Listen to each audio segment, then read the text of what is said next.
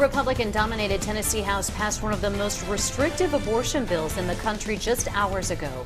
Good evening, I'm Sarah Diamond. I'm Josh Smith. The measure faces an uncertain future now as it moves into the state Senate. State Capitol Newsroom reporter Chris Bungard continues to monitor the heated debate surrounding what's called the Fetal Heartbeat Bill. The controversial measure here in the House drew the kind of abortion debate that's been heard in this country for more than half a century. You know that little boy or that little girl is alive when you hear the heartbeat. No woman, including myself, should have to carry a rapist baby.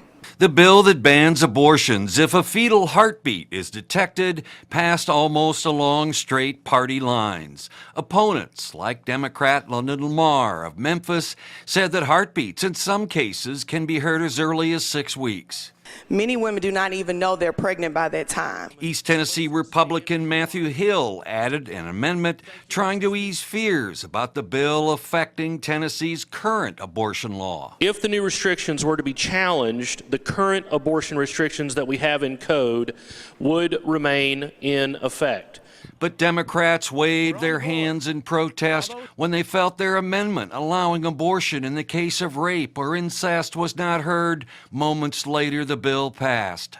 Aye 65, 21 nays, 7 present, not voting. But there will be questions in the Senate. Lieutenant Governor Randy McNally would like to wait before moving the bill to see what happens with similar fetal heartbeat bills in other states that are currently in court. And that means when it comes to the Senate, the heartbeat bill likely won't be going through here as quickly as it did in the House. Reporting from the Senate chambers at the Tennessee State Capitol, Chris Bungard.